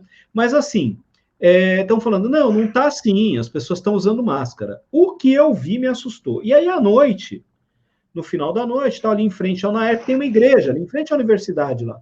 Tem uma igreja ali, rapaz, estava cheio de carro. Falei, não é possível. Parou no semáforo e eu olhei lá e cheio de gente congregando lá no culto. Muita gente, sem máscara e tal. E o culto acontecendo normalmente. O que me chama a atenção é que as pessoas... E aí tem lá uma galera do surf fazendo manifestação porque quer voltar a surfar, que é o direito de surfar. Eu fico pensando, caramba, eu quero o direito de andar na rua. Por que eu não tenho direito de andar na rua? Por que eu não tenho direito de andar sem máscara? Por que eu não tenho direito de, sei lá, de me aglomerar, de ir a um show? Gente, por quê? Porque as pessoas estão morrendo. Porque você pode morrer. Seu pai falta, pode, né? Enfim. Falta solidariedade, Walter. Infelizmente, a gente viu que o apelo para a sociedade nesse ano foi de muita solidariedade. Durante a nossa primeira crise aqui de calamidade pública, que foram os desmoronamentos, e aí todo mundo quis doar, e todo mundo fez bem nesse sentido de ajudar famílias, e a solidariedade que ficou na pauta. E aí entra outra crise, que a solidariedade também está na pauta. Além da ajuda com alimentos, nós temos uma outra solidariedade, que é pensar o seguinte: eu tenho saúde, eu tenho histórico de atleta, eu sou atleta, mas tem um outro ali que ele não tem saúde, ele tem comorbidade, tem um outro ali, eu tenho 45 anos, mas tem ali uma senhora que mora perto de mim que ela tem 80. Então, se eu pensar só em mim, eu posso fazer tudo. posso ir na praia, eu posso ir na igreja, apertar a mão de todo mundo, abraçar todo mundo. Eu posso, vamos dizer assim, embora eu não possa, né?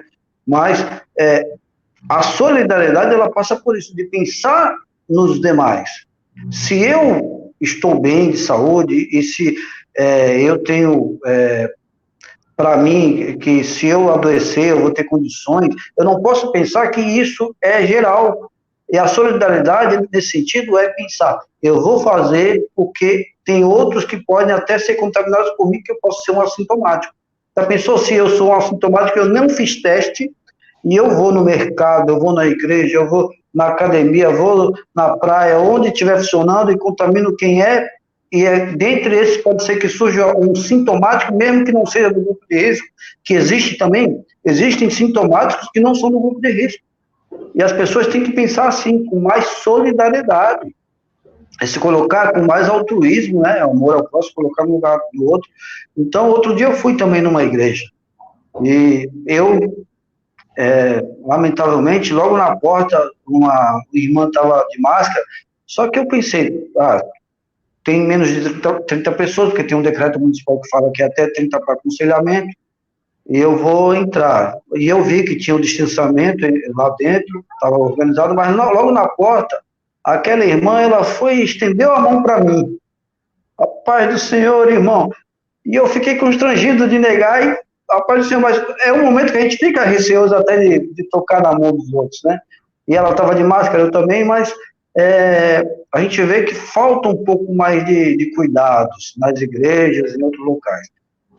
E tem gente fazendo campanha contra as medidas, isso que é lamentável. Tem gente que não entendeu a importância das medidas. É um inimigo muito poderoso, né? E é invisível, né? Sorrateiro.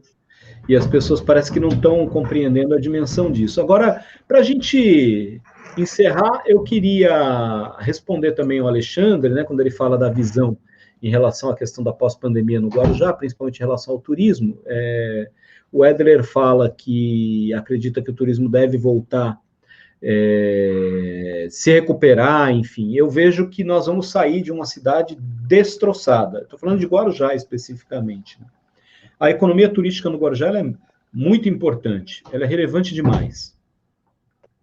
Mas também acredito que, a depender de como a gente consiga superar essa pandemia, e eu não vejo ainda, na perspectiva aí de mais uns 30, 60 ou 90 dias, eu não vejo uma solução para essa pandemia, eu acho que ela vai mais longe, penso como você, ela vai produzir efeitos ainda para mais longe, né? A depender de como a gente saia, pode ser que a gente se beneficie disso. E eu li alguma coisa de pessoas do governo defendendo que o Guarujá vai se recuperar rápido, porque nós vamos estar numa crise, e aí as pessoas não vão poder viajar para fora, vão vir para o Guarujá. Então tem essa leitura. A questão é, nós temos uma hotelaria aqui em Guarujá que está quebrando. Ela está quebrando. Nesse momento, nós estamos vendo os hotéis fechados, os hotéis estão quebrando fechados, sem poder lutar. Essa é uma realidade. Nenhuma medida governamental de sustentação e suporte a esse empresariado. Só a medida do governo federal, do governo local nenhuma. E um peso muito grande sobre as unidades hoteleiras aqui é o IPTU. Eu não digo nem o ISS, Edgar, mas o IPTU. O IPTU é muito alto, devastadoramente alto para essas unidades hoteleiras. Então, a minha visão é de que deveria ter, sim, uma preocupação do governo em relação a essa questão do IPTU desses hotéis. Essa é a primeira medida que o governo deveria estar pensando em solucionar. Mas eu acredito que vai ser possível, em médio prazo, o turismo reaquecer, e a gente tem um problema. Qual é o problema do turismo? Subemprego. Né? Nós temos uma atividade que é importante para o Guarujá, mas que ela gera um retorno rápido de postos de trabalho, mas são subempregos, com remuneração baixa, sem garantias, enfim. Então ele volta, mas volta para o mesmo patamar que era, que é uma atividade que gera o subemprego e que não propicia o desenvolvimento sustentável para a economia local. Então a gente precisava também pensar numa solução para isso. E não vai ser só esperando a pandemia passar que isso vai se resolver. A gente precisa melhorar a dinâmica da atividade turística para ela não ser tão sazonal. E a sazonalidade ela é um problema. A gente tem um turismo de sol e praia. Se não tem sol, ou se não tem praia, como agora, a gente não tem turismo. Tudo bem que agora é uma questão de política pública, necessário conter a visitação e tal, mas depois que passar a pandemia, as pessoas vão poder voltar para o Guarujá. Mas se não tiver sol, elas não vêm. Então, esse é um problema. Então, precisamos ter aí um centro de convenções na cidade, ter uma política de atração de outros tipos de turista para o município de Guarujá, que não seja só o turista que espera sol e praia, né? Turismo de eventos corporativos, enfim. Os hotéis grandes sabem como lidar com isso, porque eles têm seus centros de convenções próprios e eles se resolvem. Mas a gente tem uma massa de hotéis aí também que não tem seus centros de convenções e que poderiam estar sendo demandados, inclusive, as segundas residências. Né? Então, tem que se pensar numa solução para isso. Eu gostaria de emendar a tua fala, Walter. Pode falar. Que além dos hotéis e pousadas, nós temos aqui também uma rede gastro importante, né? Uma rede de turismo que o pessoal vem aqui para os restaurantes. Sim, quando o pessoal vem, mesmo turista de um dia, vamos num restaurante tal, que também poderia pensar nesses restaurantes.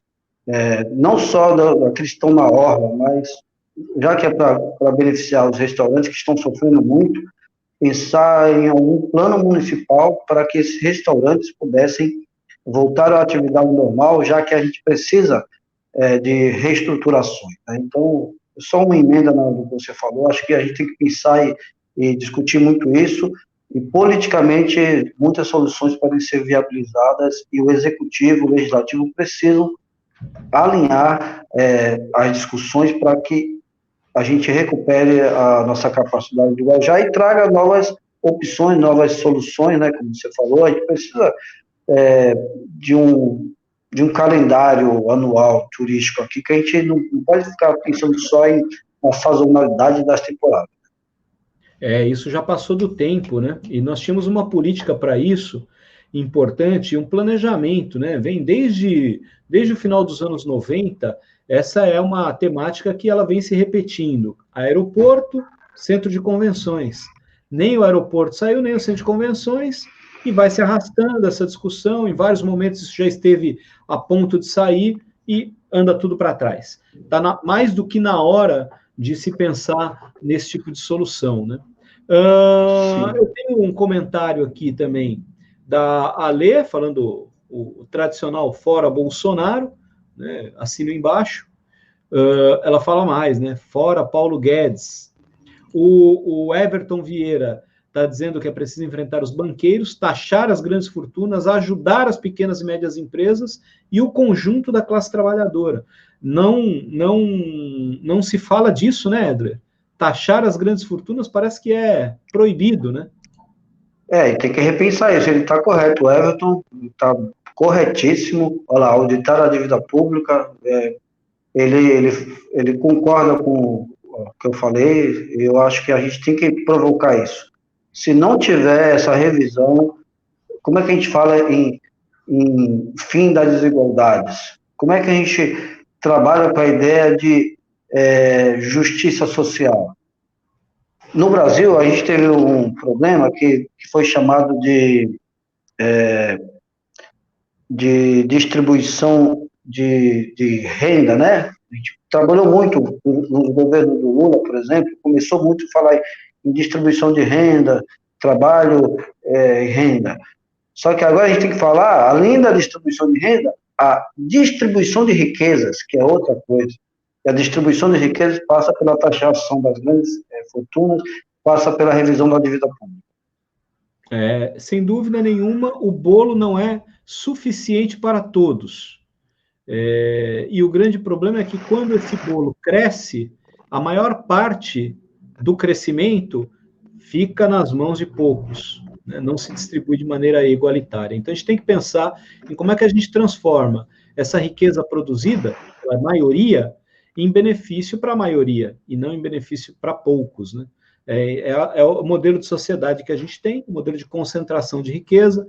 Um modelo de concentração de riqueza é um modelo que premia poucos e cobra caro de muitos. É isso que acontece aqui. E aí a gente tem desigualdade, né, que é gritante no Brasil, né? Esse corte, ou esse congelamento na pele dos servidores, vamos dizer que signifique 10% no primeiro ano. Nós aqui do Guarujá, nem tanto, que os servidores, graças a Deus, nós conseguimos, de forma exitosa, conseguir o reajuste da reposição do ano passado, então esse ano a gente não sofreria. A gente teria mais um ano pela frente que a gente não teria o reajuste, e eu não sei se vai haver daqui para lá uma medida que faça uma revisão disso, mas espero que sim. A gente sofre esse um ano, mas vamos dizer que seja 10%. É constitucional, né? Porque a revisão geral anual, ela é constitucional, artigo 39 da Constituição. Mas vamos dizer que ela se implemente. 10% a menos, hipoteticamente. Para mim, digamos que signifique R$500 a menos que eu vou perder, mas R$500, para mim, é muita coisa, diante de um cenário de inflação. Para os grandes capitalistas, fazer a taxação das fortunas dele, ele vai sofrer menos do que nós, porque para nós R$500 é muito, R$50 às vezes é muito para nós, R$100. Mas para eles, fazer essa redistribuição da riqueza dele, que ele já ganha demais em cima das costas de quem? Dos trabalhadores, dos pobres que pegam dinheiro emprestado a juros muito altos nos bancos. Os bancos também tinham que ser revisto como que os bancos ganham dinheiro aqui no Brasil, porque se você vai ver o exemplo no mundo, não é tão leonino como é aqui no Brasil, não. Tem gente que compra casa a pagar para 30 anos e ele vai pagar praticamente aquele mesmo valor diluído para 30 anos. Aqui não, a gente paga uma casa e meia. Quando você compra um carro em 48 meses, 60 meses, você paga 2 carros, você paga um carro, porque é muitos juros em cima. E é isso que tem que rever. O banco, ele leva muito. Será que é arriscado para o banco emprestar dinheiro? Sim, mas isso justifica ele jogar tantos juros em cima? Isso é lamentável. É complexo, né? Esse problema, ele é gravíssimo e não vai ser com esse governo, não vai ser com essa visão que a gente vai superar esse tipo de problema, né? Ou é com um enfrentamento direto dessas questões e com uma grande força da própria sociedade, empoderando um governo que se coloque contrário a esse sistema, ou nós seguiremos debatendo essa temática e batendo palmas para pequenas conquistas em alguns momentos e chorando perdas em outros momentos, como nós estamos vivendo agora, muitas perdas para a classe trabalhadora. Edler, eu queria te agradecer por estar aqui, depois a gente marca outras oportunidades para a gente seguir batendo papo, conversando, sempre muito, muito assertivas as suas contribuições, suas reflexões, e os temas, eles ajudam, né, a gente a refletir, e com a visão que você traz para a gente, também contribui bastante para que a gente possa compreender o que está acontecendo na sociedade. Fica aqui meu agradecimento para você, para quem estava acompanhando a gente aqui até agora também, e queria te passar para as suas considerações finais. Walter, para mim foi uma honra, um grande prazer participar aqui dessa live contigo. Aqui tudo é ao vivo, né? O próprio nome diz live. A gente coloca os pensamentos, a reflexão, para que possamos um ajudar o outro na compreensão e na busca de soluções para o nosso Brasil, para o nosso município de Guarujá. Eu quero também já te convidar para uma live que eu ainda vou organizar, assim como eu fiz algumas até agora. Eu quero contar com a tua presença e eu sei que você vai contribuir muito no debate.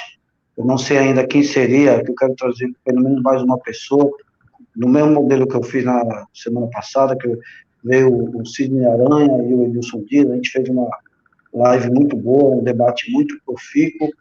E eu quero já registrar esse convite a você, e para mim é uma honra saber que você, como servidor público, como professor, tem esse projeto dessa live, né, que vem para a aula. Hoje foi uma aula de cidadania, de conscientização política, e é o que falta para os trabalhadores. A classe trabalhadora tem que se unir em torno de um projeto de valorização dos políticos que são da luta classista, dos políticos que pensam no trabalhador, dos políticos que pensam nos servidores públicos, para que a gente possa mudar os rumos desse país e possa, em cima daqueles pontos que a gente foi pontuando aqui, possa tratar cada um deles para que haja uma diminuição das desigualdades, uma valorização dos trabalhadores, e a gente não é contra que as empresas lucrem, de forma alguma, só que esse lucro, ele pode também viabilizar melhores salários, melhores condições de trabalho, melhores condições sociais, porque sem melhores condições sociais, todo mundo acaba sofrendo. Não adianta pensar assim, hoje eu vou ganhar muito dinheiro sem estruturar uma vida melhor para toda a população. E é isso que a gente precisa refletir, tem que revisar o nosso conceito sobre os partidos, valorizando os partidos que têm uma linha que pensa no pobre, que tem uma linha que pensa no trabalhador, e parar de valorizar quem é contra o trabalhador, contra quem é servidor, porque tem muita gente que acaba, sendo um pobre, acaba apoiando certas ideias que ele não enxerga, que é nocivo para ele próprio. Ele, enquanto pobre, enquanto trabalhador, deveria refletir melhor antes de apoiar o Paulo Guedes da vida, que esse aí, ele já apodreceu no pé, já deveria ter saído, e eu acho que ele não vai ficar muito tempo, e quando ele sair, tomara que entre um outro ministro que tenha uma visão mais social, uma visão mais de justiça social, e que veja o pequeno empreendedor, a pequena empresa, veja o trabalhador, veja o servidor não como inimigo, mas como pessoas que são aliados numa luta que é contra o coronavírus e contra as dificuldades econômicas e sociais que todos nós temos. Eu só não quero ser aquele que joga a água fria em cima de você, mas de onde de onde não se espera nada, é daí que nada vem, né?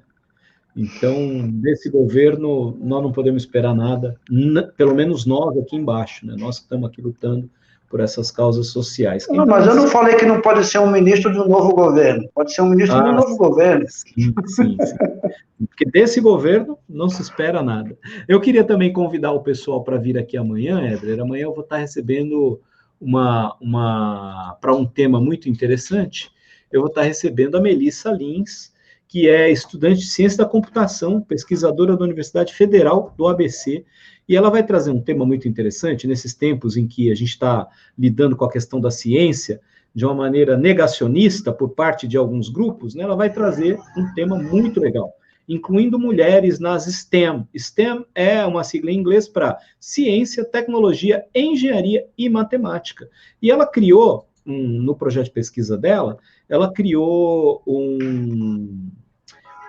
no aplicativo lá do Spotify, ela criou um canal de informações sobre ciência, feito de mulher para mulher. Então, o tema de amanhã é esse, o empoderamento feminino e ciência. Então, está todo mundo convidado para estar aqui. E eu vou colocar também a nossa live no YouTube. Aí depois eu te aviso com o endereço direitinho para a gente compartilhar com o pessoal, vai ficar lá, é uma lista de reprodução do Vem para Aula, todos os temas estão lá, todos os convidados estão lá, e realmente é uma aula de cidadania que vale a pena ser assistido em vários momentos, por quem se interessa por essa temática. Meu querido, muito obrigado.